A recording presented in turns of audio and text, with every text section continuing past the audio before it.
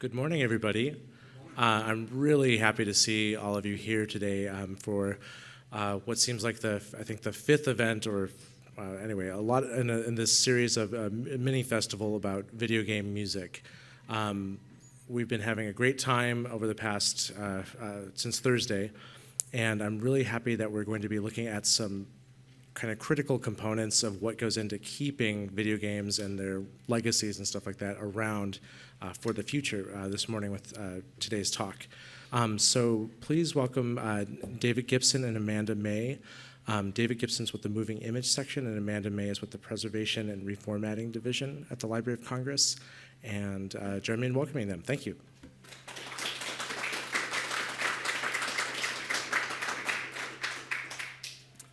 Hi, everybody. Thanks for coming out this morning.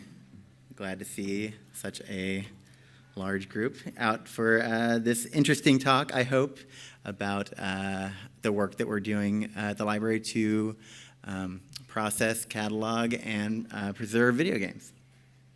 So before I start into the sort of like drier aspects of my talk, I wanted to give you guys just a brief history of video games at the library.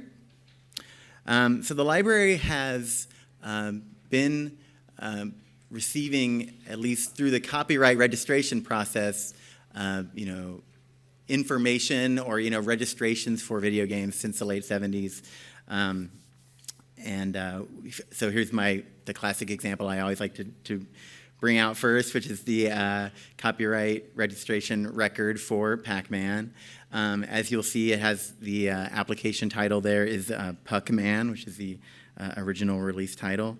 And as you'll also see, what we actually received when Pac-Man was sent in for copyright registration was a video cassette, a VHS video cassette featuring 20 minutes of gameplay and also a one-page description of the game.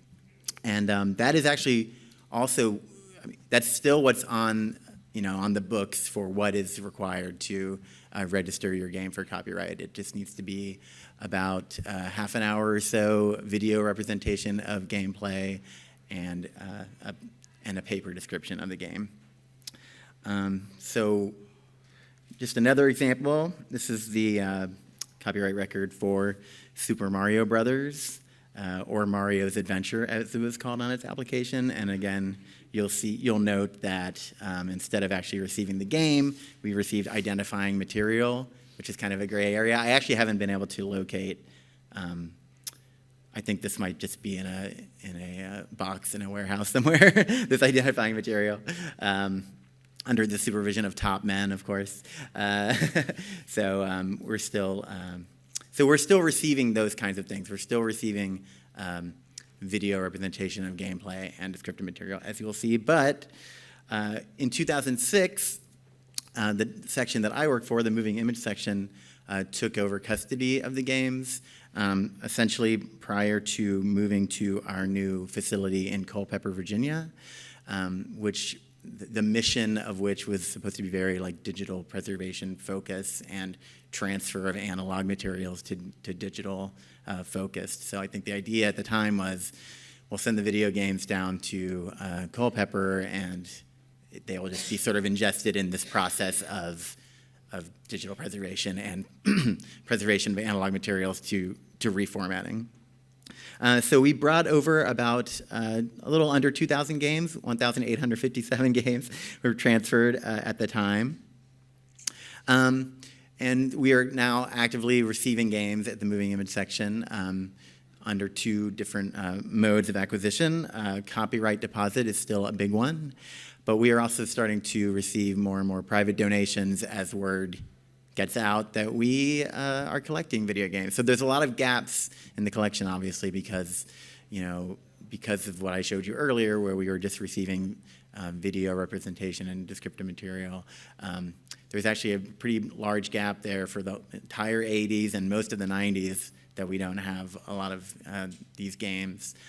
Only around the late 90s did the library actually start getting game material, as you will soon see. So currently the collection has grown a bit. We're currently Currently, we house about 5,000 actual video games in the collection.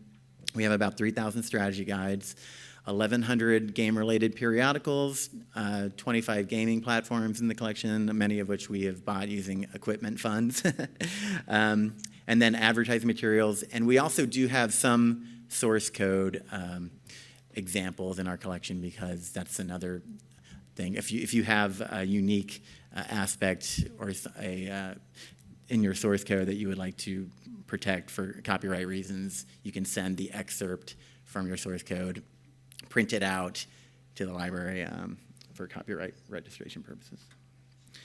So here are some examples of some of the games that we brought over from the machine-readable reading room. They were in the Jefferson Building. They were the team that were working with these games before we took over.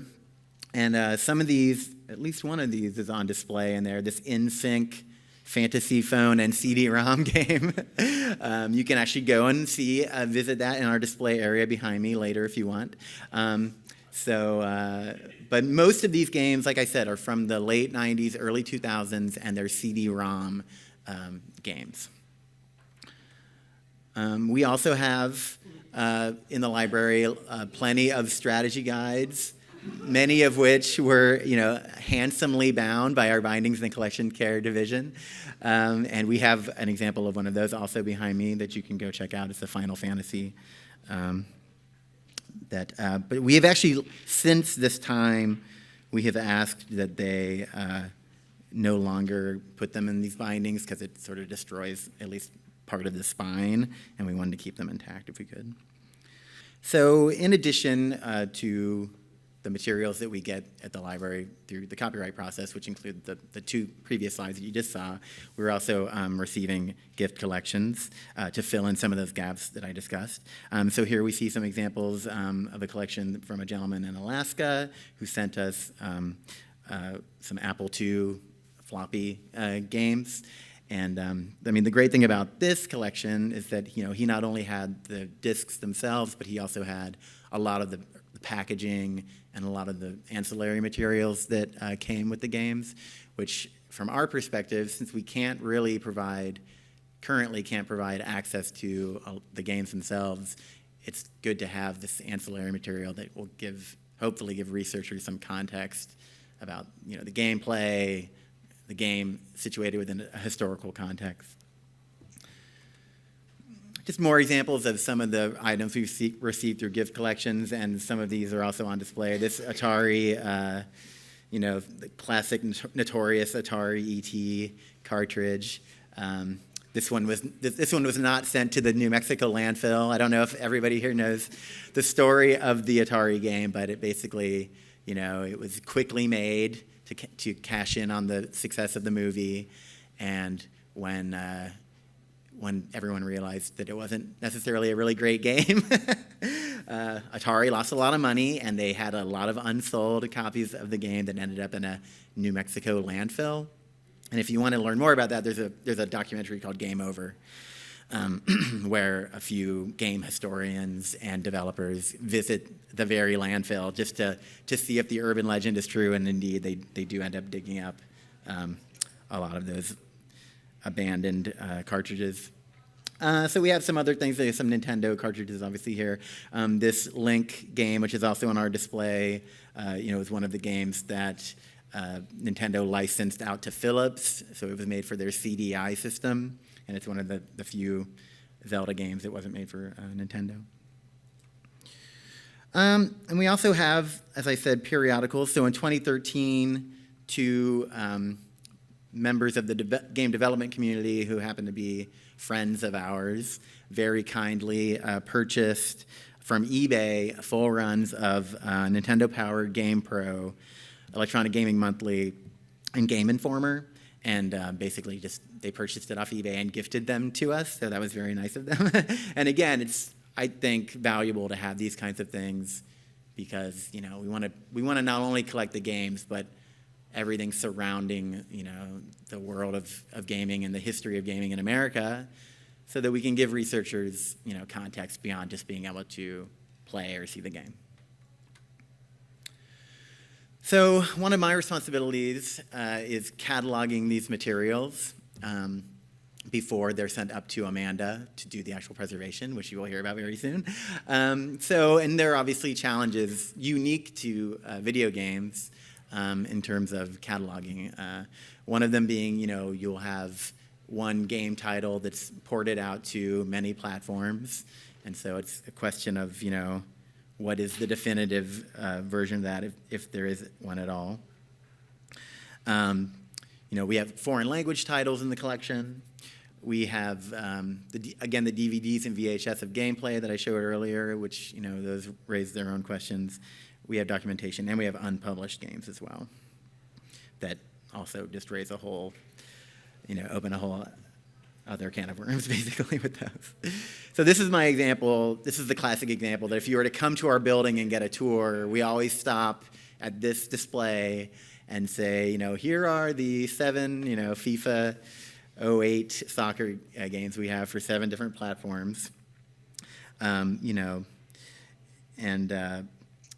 Again, it's something where, what are we cataloging in this case? Are we cataloging FIFA 08? Are we cataloging it, specific to each of the different platforms it's on? Because, as most of us know, it looks the same, it has the same cover and everything, but the underlying code is different, the gameplay mechanics are obviously different, and there are significant properties of each of these games that, as a cataloger, I would want to point out in a record. We also have foreign language titles, so here are just a few of the foreign language titles we've received through copyright. And again, when approaching cataloging of these, are we cataloging the foreign release? Are we cataloging what would be the English language version of this? We have, in some cases, games that were released in physical form overseas that were only released as digital downloads here. So that kind of, would give us pause in terms of how exactly we would approach cataloging those kinds of things. These are examples of some of the DVD-Rs of gameplay that we have received with accompanying material describing it. So we have Wario Land, Diner Dash, and then that Clubhouse games for the DS, right? So, and then, how do we approach these? We receive plenty of DVD-Rs in the moving image section, obviously, but, I wouldn't necessarily want to catalog these as necessarily moving image materials. They are moving image materials, obviously, but what they represent are the video games that were sent in. So I would at least want to bring that aspect of those out in a record. And here's, just an example of the source code excerpts that we've received. This one for Force Unleashed 2 for the Wii. And again, I think there is some research value into having this source code, even if it is just an excerpt. But I think there's an argument to be made that we should handle this kind of thing, like we would any other manuscript material or archival material, and that it should be housed in a way that we would house archival material. Okay, so Amanda is now going to take over and talk a little bit about her end of the of the preservation and things.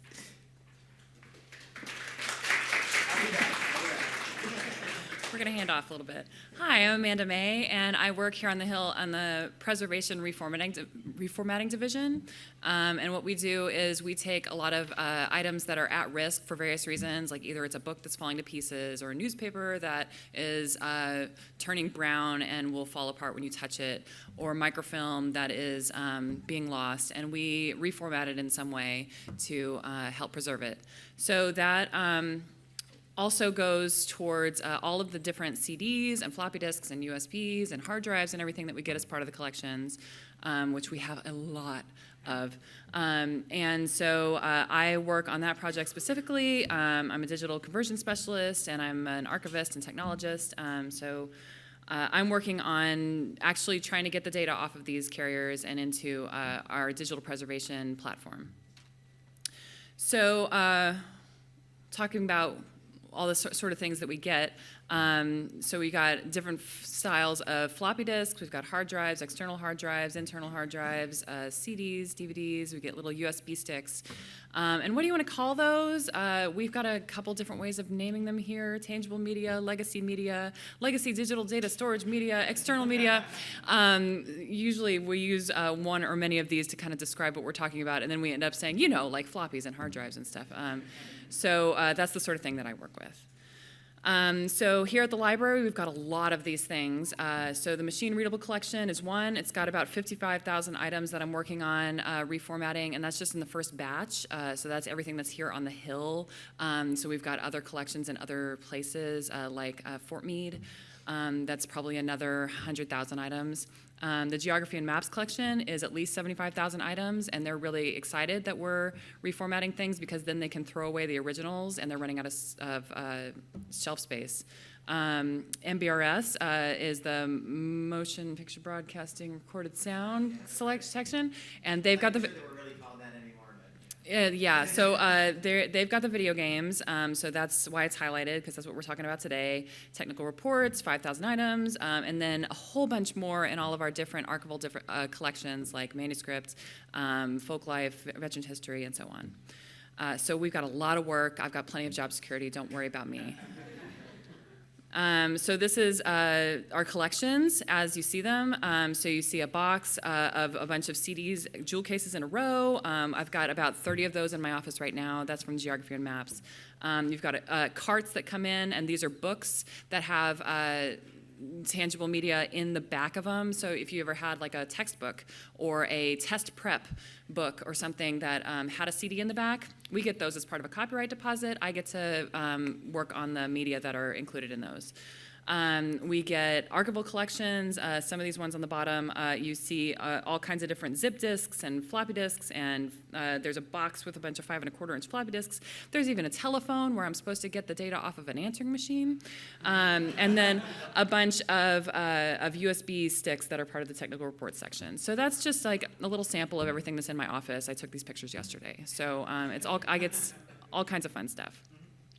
So what I'm doing is I'm trying to make a bit level copy of this data. So I'm wanting to make sure that we have an exact copy of this item. If we take a disk image, then it's a bit for bit copy. When you mount it on your computer, it's just like you had the original item and you slid it into your disk drive and it came up and it popped up and it says "tee," and you can go through the files. So it's a bit level copy, and then we describe it. We put it into our digital preservation system. We verify that it is an exact copy and that it's going to continue to be an exact copy long term. If you know anything about file hashing, we're doing hashes, and we're trying to make sure that all this stuff is going to be safe long term. And by doing this sort of bit level preservation, we are making sure that we've got hardware independence.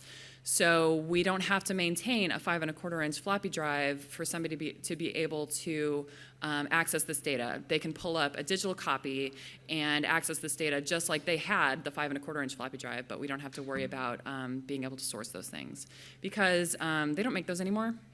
And they're kind of hard to find. An 8-inch floppy drive, we don't have one of those, so I can't even support that right now, but hopefully at some point in the future. And then when you're talking about video games, think of how many different consoles, think of how many different software items that you would need to maintain in order to be able to access the entire collection. We're trying to get rid of some of that dependence. So we've got a bunch of different interests that help come together to make these things happen. There's archivists, which I consider myself to be one, game enthusiasts and users, which I am definitely one, and then law enforcement, that's not me.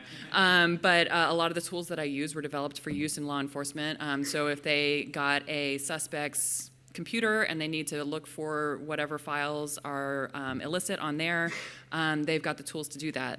And I use those tools for less sinister purposes.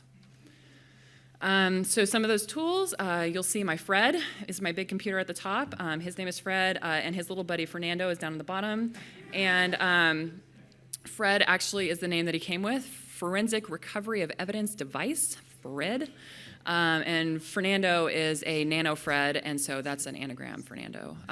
So what it is, this is again developed for use in law enforcement, and what it's got is it's got a lot of support for these old types of systems. So on the top of the Fred, you've got all these old ports, and you've got a write blocking integrated system so that when you stick something like a USB drive in there, then you're not actually going to overwrite it, which would be bad.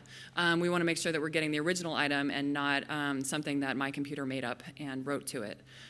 So the built-in write blocker is great. You've got all these removable drive bays, so I can pop out one of these little trays and put in a hard drive and then stick it back in and it mounts, and I don't have to like go digging in the guts of my computer in order to make a hard drive integrate into my computer.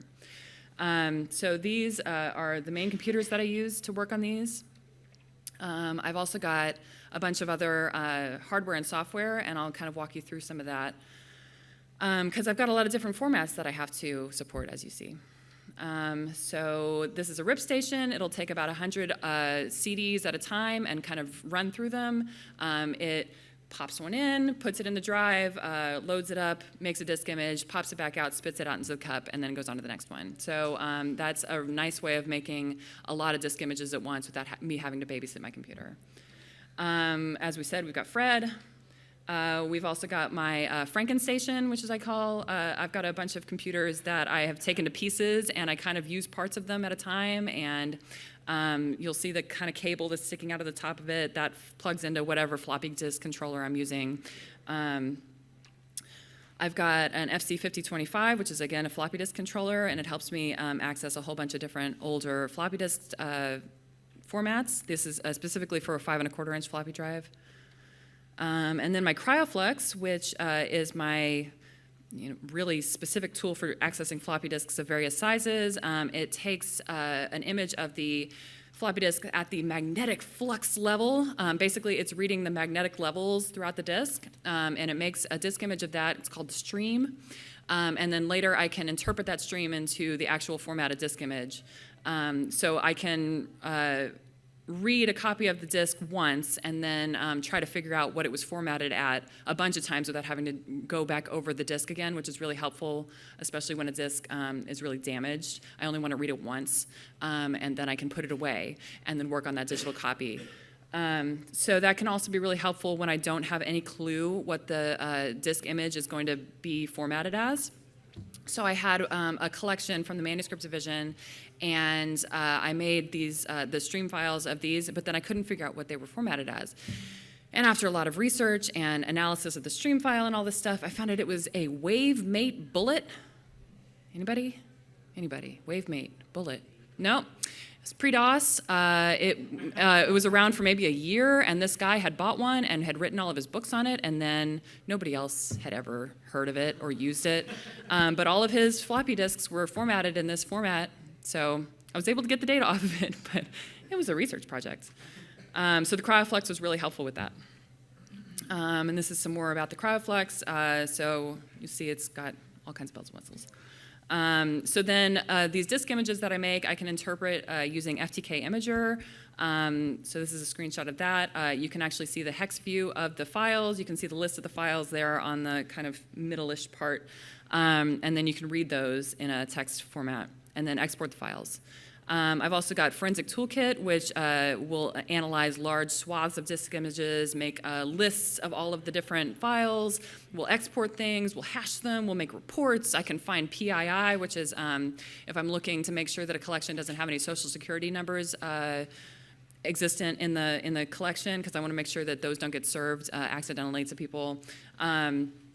Then I can go running and run regular expressions to look for those social security numbers or credit card numbers or phone numbers or whatever I'm looking for. Sometimes we're even looking for classification markers, like if we had somebody who might have like top secret material in their collections, then I'm looking for markers that might be included. So like the words top secret put together or TS with anyways.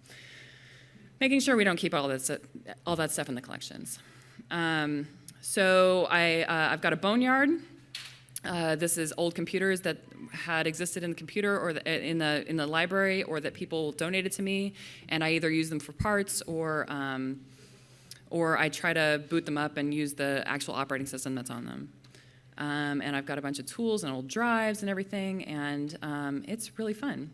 So talking specifically about the video game project, so it started out, we put out an annual call for preservation, which is where we send out a note to all the staff people in the library and saying, so what kind of preservation projects do you have in the pipeline? What do you want us to budget for and work on in the next fiscal year?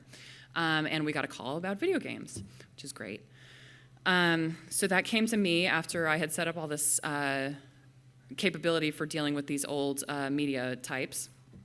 And we did a pilot where I brought in a whole bunch of my video game materials from over the years and tried to figure out what we could support. And Dave sent a bunch of his materials in various different formats, and we tried to figure out what we could support. And we came up with a good list. Mostly right now, we can support PC, Mac, computer-based games right now. We're not dealing with the console games right now because that's a whole different nugget of hardware dependence, and I can't support that right now, but I'm really hopeful in the future. But we have plenty of materials to work on with the PC and Mac type stuff.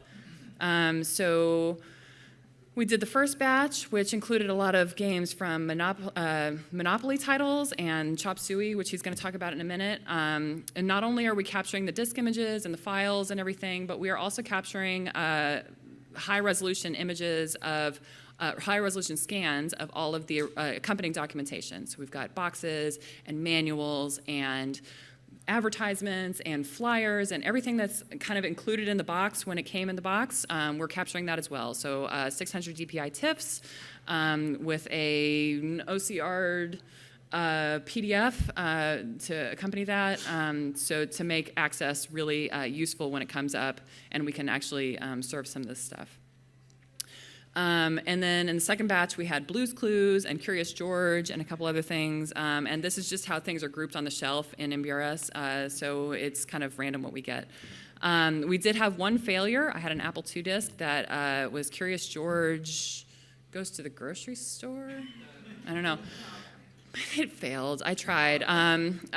So the disc was damaged too bad. Even my CryoFlux couldn't save it, and I was very sad.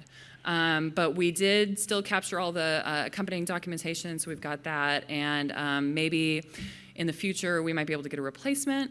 Sometimes with my other work, if we have an item that comes in and it's damaged, then we can ask for a replacement because it's new enough. But this title was from 1988, and they don't make it anymore. And there's nobody that I can call and ask. So, we're probably out of luck for that, unfortunately.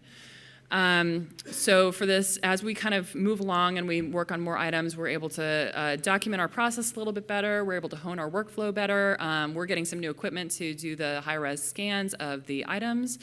So where we had a Tease Book Pro book cradle and cameras taking pictures, now we're going to have a, can't remember the name of it, but it's nicer. Capture One, Phase 1 camera setup, which is much more professional grade. So Dave's going to come back and talk about Chop Suey. So Chop Suey is very near and dear to me after having worked on it for so long. And I wanted to bring up this example specifically because, this is a video game music event. And Chop Suey has a lot of cool music in it, and it also has a lot of connections specifically to the Washington, D.C. hardcore scene because Ian Svenonius from Nation of Ulysses and the Makeup contributed artwork to this game. Brandon Canty, who's the drummer of Fugazi, did all the music for this game. And in fact, real fast, going to leave the PowerPoint to show you guys. Just, so we have some music represented today during our presentation. Whoops. Going to play you the pickle song from Chop Suey real fast. It's all right. It's all right. It's all right. It's all right. It's all right. All right. Got it, kids.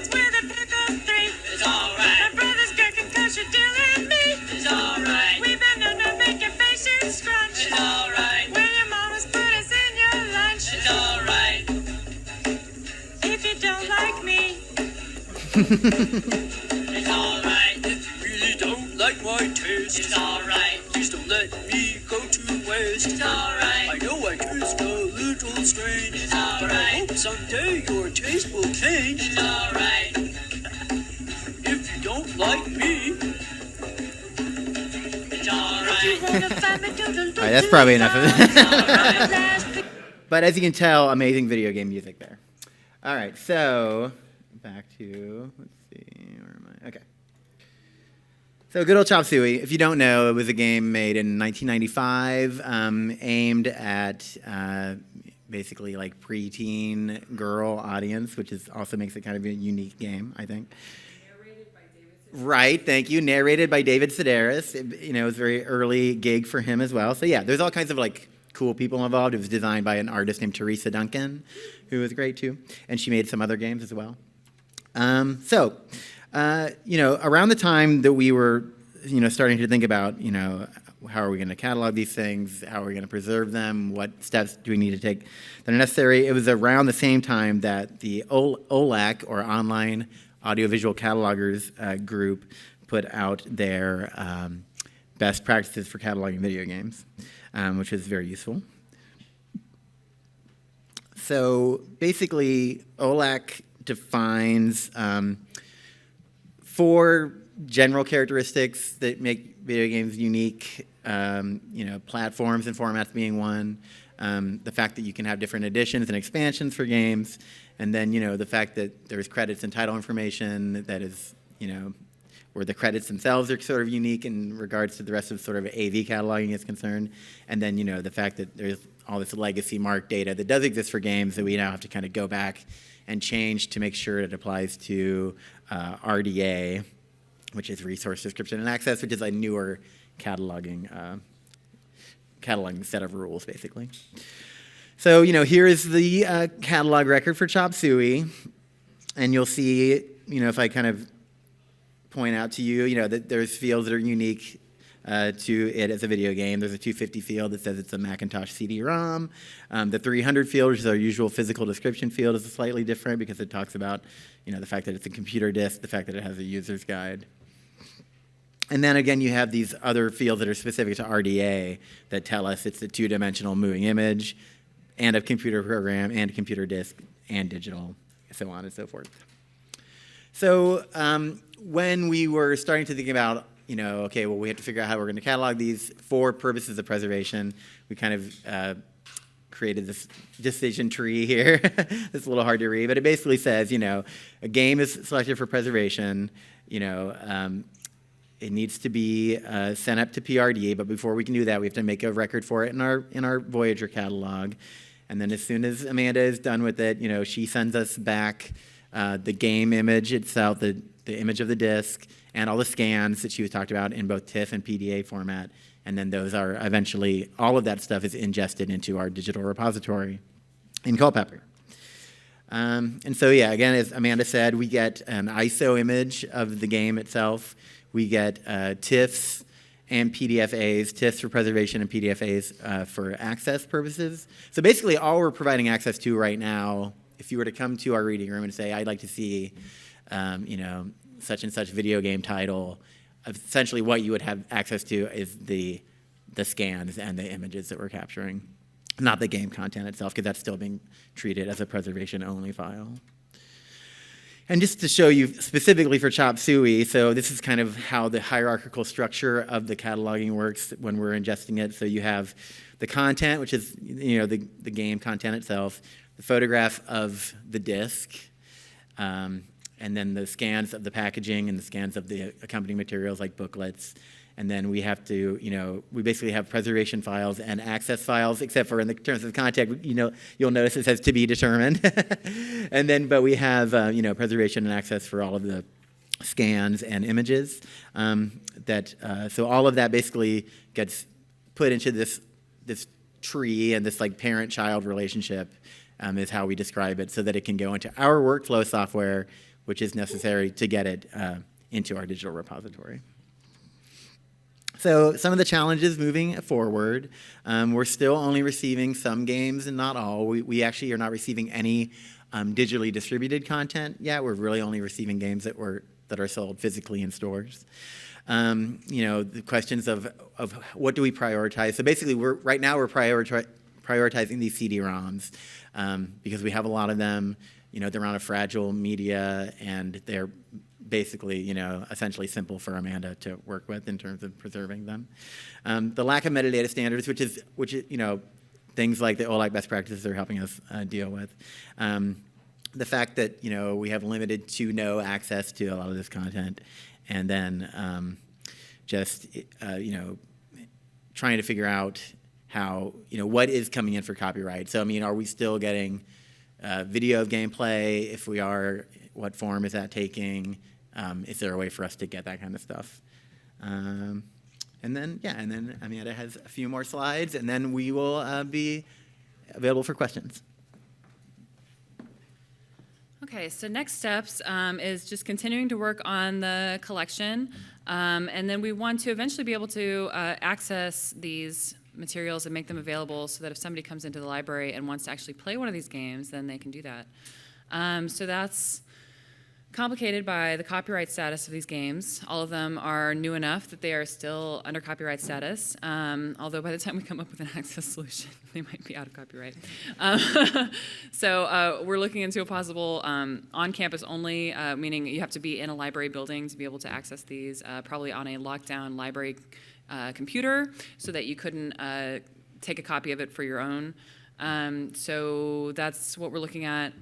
There's a few different solutions out there like DOSBox, which would allow us to basically emulate a DOS environment in order to be able to access a lot of these disk images. If you go onto the Internet Archive and look at their video game collection, then what they use is DOSBox that's embedded in their website.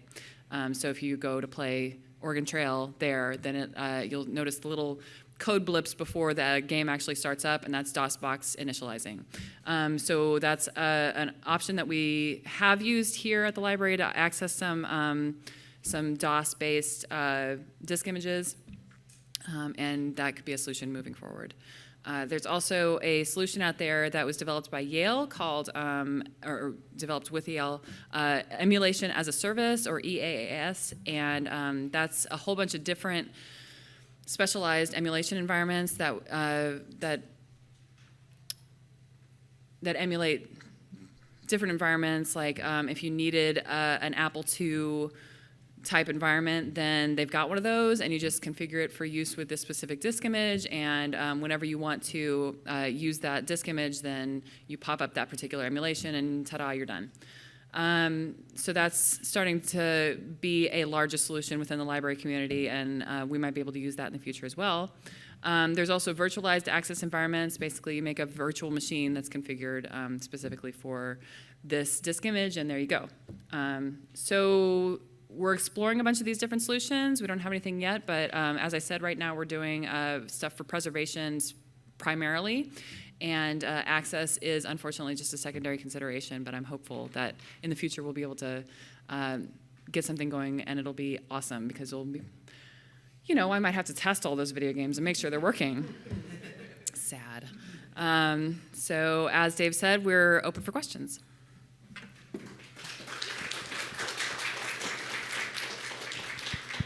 For those, just real fast, for those that don't know, Chop Suey has been emulated through Rhizome, which is a museum in New York, so you can play Chop Suey in your browser if you'd like to. They worked with the company that made the game to allow access to that game. But anyway. Yes. We have a mic. Hang on. Oh, Mike. Yay. Thank you. Thanks for all that. Happy weekend, everybody. So just a quick question. So all the work that you're doing, collecting everything, kind of, scanning everything, what do you do with I was a little late, so if you covered this, I apologize. What do you do with everything that you have when you're done? And what about if you find like very rare things that are really valuable, and does it go to like another institution like the Smithsonian? Like, where does that happen? Like, you might find something that's worth like ka-ching a lot of money, Right. And what do you do with all that? Especially as we know gaming continues to evolve, and some of these rare things that people never thought would explode to the point where we are today. has a lot of just interest in terms of collectability. Sure. Does anyone ever want their stuff back? So. That's fine. Okay, so to talk about what we do with the items, so the original copy of the game is still kept by the MBRS section down at Culpeper. So that's it's in an archival container. It's kept in archival conditions. So the original item is being preserved as well as possible. The digital copy goes into our digital preservation system. Up here on the Hill, for digital copies of stuff, we use a system called CTS, which stands for Content Transfer System. That's like the most boring name ever. But it's our digital repository. Down in Culpeper, they've got a different system. I mean, it's essentially our own digital repository, but that's what we're putting, all the work that Amanda does and sends down to us, we're ingesting those files into our digital repository. And that's where that final step of trying to describe the things in a way so that we know that we have that whole tree of both the game content and all the scans and everything. And so that all that stuff is being like kept together and put into Right. our repository. So the digital collection is kept in archival conditions as well. Right. So as far as valuable stuff, I'm not a curator, so if something comes by that's super valuable, then I might geek out about it, but it's kept to the same levels of care as the rest of our collection. We try to make sure that we're taking care of the entire collection because we're America's library. So we're trying to make sure that we're taking care of everything like it was the most valuable thing we've ever come across, which is excellent. And we don't sell it. We don't give it to Smithsonian because they have their own stuff. We get to keep our stuff. And we would never. I don't know, well, never is always a harsh word. But if somebody gives us something, then there's a deed of gift. They're giving it to us, and we won't give it back because they gave it to us, or we bought it, or however we acquired it. It's ours now. And again, we're America's collection, so we're not in the business of selling stuff for profit. So I would say that I am hesitant to use the word never, but never. So again, we're going to just take care of it as well as we can. If it's very valuable and we figure out that it's really valuable, then we're probably going to highlight it and say, hey, come to the library. Look at this thing. It's awesome. And hopefully at some point we'll be able to say, come and play a copy of this thing on our emulated software or whatever. I mean, like I foresee a time when in a room like this, there will be games sitting behind glass cases in the way that these violins and cellos are I mean, they now. are. Go in the Coolidge after Yeah. this. There's stuff You in can glass see cases. in the display case, Yeah. some of the valuable stuff. But I will also say that we don't use necessarily monetary value to determine what gets prioritized for preservation. Right now, we're just sort of saying it's more by format. So if it's a format that we're afraid is going to be subject to bit rot or something where we're not going to be able to get that copy off that disk anymore, that's more what's taking precedence over whether or not it's something that's worth a lot of money. Yeah. Okay. Hello. So you've addressed the question about prioritizing what's in your collection, but the bigger question, who makes the decisions about what kinds of collections you're going to go for? For example, beta videotape. Right. I mean, that didn't get replicated, or perhaps VHS that did get. I don't know. Who makes those decisions? Well, in terms of, you're talking about video, so I can talk a little bit about that, but I can also apply it to video games as well. So essentially, it does come down to that, to the format and whether or not that format is endangered at all. So. It is endangered. Yes, exactly. So so for the video in my building, which I also work with, we had to say, okay, we have 3/4 inch, we have beta, we have VHS. There's kind of a tree of how in danger each of those formats is. So we essentially approach it in that way. So we say, okay, well we better get all the 3/4 inch done first because that's the most at risk. And it's a similar thing with the video games as well. What about code? Is it a similar thing for the code? I mean, if this machine is a Fortran and it's not running Fortran for 20 years, what are we going to do with all those cards? Right. I just work on what we've got. We do have a lot of divisions that are in charge of determining what we're going to get. And we have a recommended format statement that talks about what format we prefer and which formats we'll accept. which most things are acceptable. We'll accept pretty much anything, but there are things that we prefer if, if a particular film or whatever could be given in a digital cinema format versus beta versus 8-inch, you know, what I don't know, the different formats. I'm not a video person, sorry. I probably just mangled that. But we would prefer the higher res digital cinema package over something like that.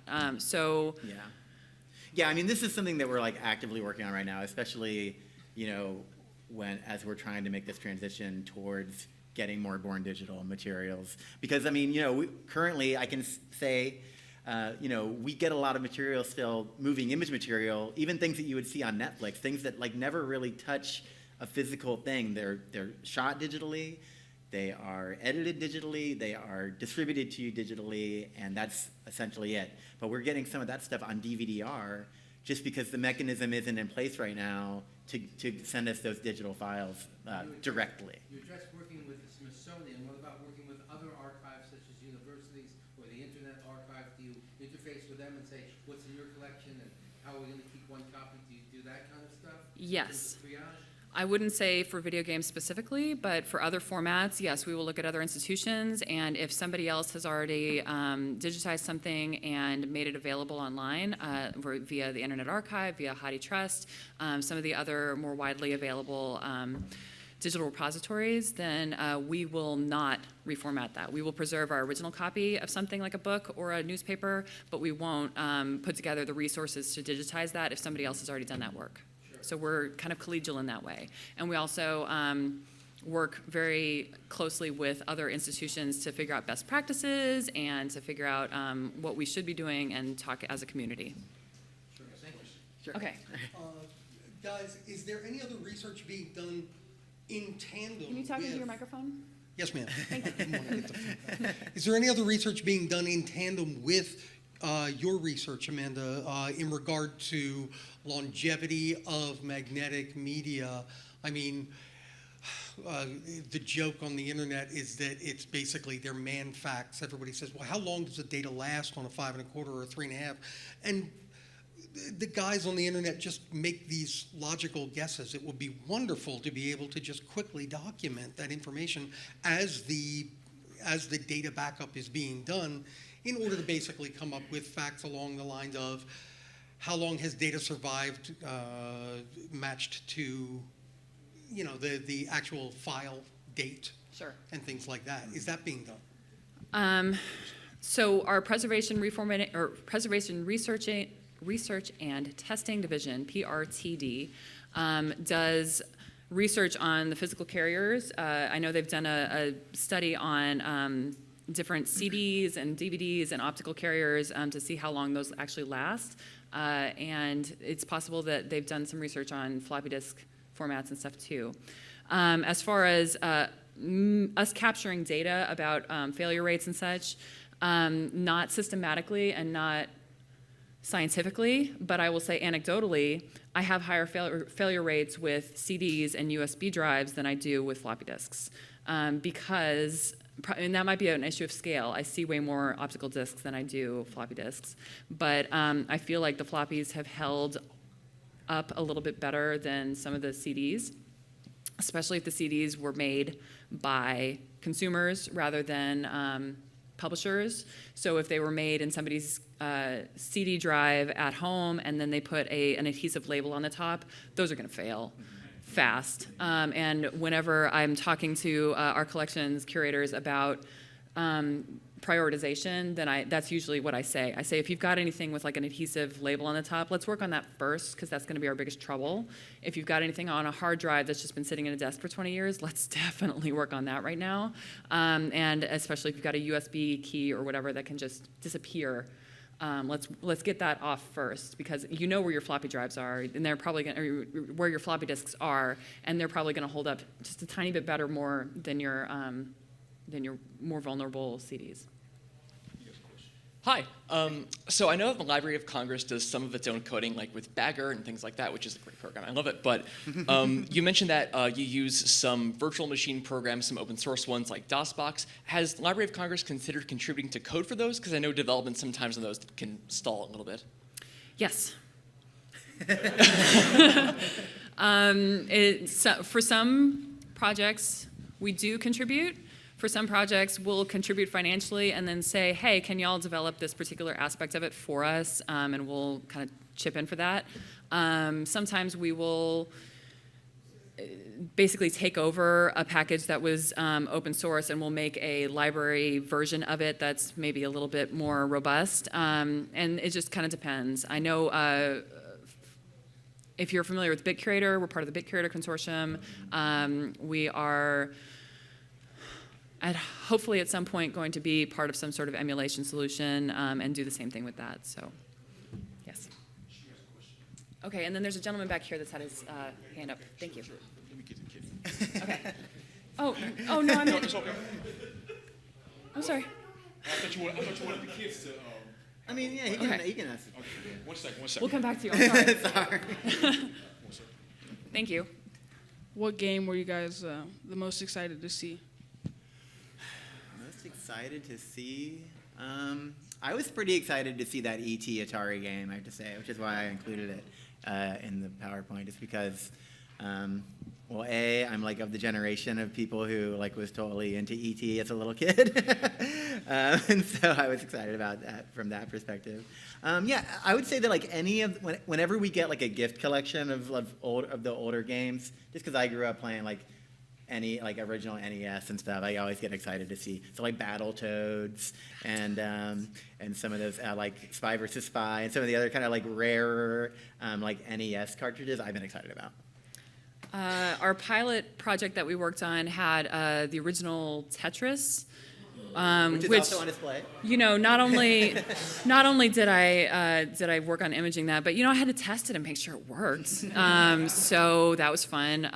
And then we had Commander Keen, which is an old like platformer where you know you got a guy that jumps from platform to platform and stuff, and had to test that. You know, make sure it worked.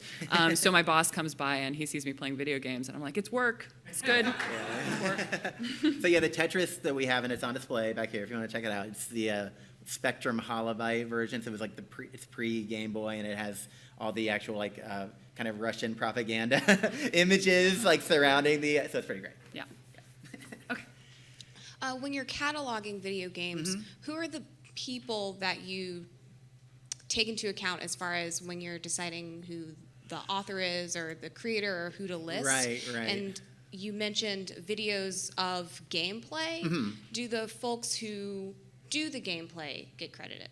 So we actually haven't cataloged any of the videos. That is a very good question. We haven't cataloged any of the videos of gameplay yet. I don't think that we would. I don't think that we even have the information of who's doing that gameplay. I think it's just sent. You know, it's mainly sent from the publisher. It would be like whatever would be sent around, even for like for people to like write reviews of the game. So it's that kind of like promotional material. So it has like very little information right now in terms of cataloging, and any like personal or corporate names that we've included. We're mainly just including the developer, the companies that develop the games and publish the games, just because we want to be able to like bring all of that information in. We haven't quite gone deeper into the credits to talk about like actual individuals, but there are certainly games that I know of that I would say like, oh well, it's important for people to know that Sid Meier is involved in this game or whatever. If there are certainly names that I would want to bring out in that kind of context, but I just haven't had to do it yet. But thank you. I know yesterday there was a copyright panel, and they were talking about this game called Breakout, and the copyright deposit was a video of gameplay. And the copyright office representative was talking about watching this video and just waiting for the guy who was playing the game, whoever was playing the game, to fail. And they didn't. So they were an expert at playing this game, but there's no indication about who was playing the game. That information wasn't captured by whoever submitted the copyright deposit. But that's a great thing to think about. I would like to know who the people are playing the game for sure. Yeah. Hi. Yeah. Thank you so much for your talk. It was really great. My question is related. Actually, I was going to ask you about how and if you're documenting interactivity, how people are actually playing the game. Which, if I think about like future researcher access, not just about the content, but about how people are actually playing and building communities together and how they work with consoles, that kind of I would say having interactivity. those collections of the gaming magazines is probably very contributory towards that, like documenting the culture surrounding video game production and consumerism. But we're not keeping that information with the digital copy of the game or with the cataloging information. But I think that would be something that would be a really interesting cultural study. Yeah, but that is, and again, like it is another reason why we're trying to, why we keep all the strategy guides in our building, and why we try to image and scan all of the, the user manuals and everything that comes with the game, so that we do have that information, so that, if one day we are able to, to emulate a game, for example. I mean, you do, because you lose that in emulation, obviously. You lose, some of the functionality of how you actually interact with the game, but at least we'll have the scans and the original documentation that tells you, well, this is how, a user would have interacted with that. The gameplay videos are essentially literally just a screen capture of the game being played for like 20 or 30 minutes, yeah. Yeah, to show how, like, basic elements, how the look and feel, how the sounds were, things like that. Okay, so my question has to do with the metadata standards. Okay. So if you know anything about information science, as you guys do, that's a big debated topic, is the metadata standards. Right. Do you think that as part of, MARC 21 or MARC with the Library of Congress, that you guys will have your own set of metadata standards specifically for the video games, since you have so many of the different varieties worldwide, as well as different platforms? Would it benefit to have that separate standard? Yes.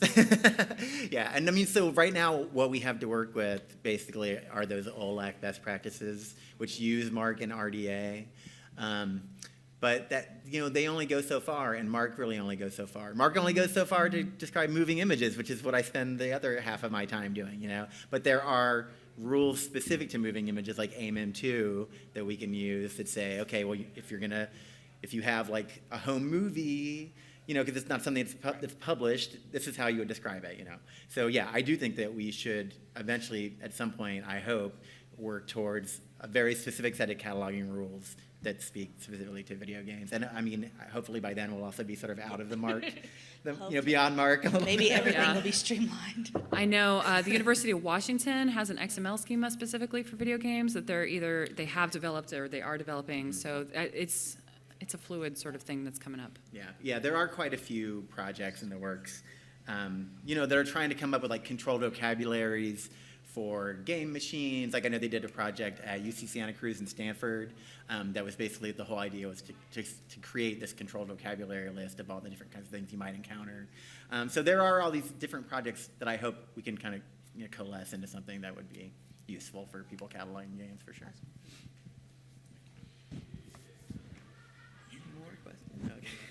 I was at the talk here yesterday, and afterwards, one of the guys who was giving it told me they purge certain deposited items after 30 years for certain copyright receipts. Is that actually true?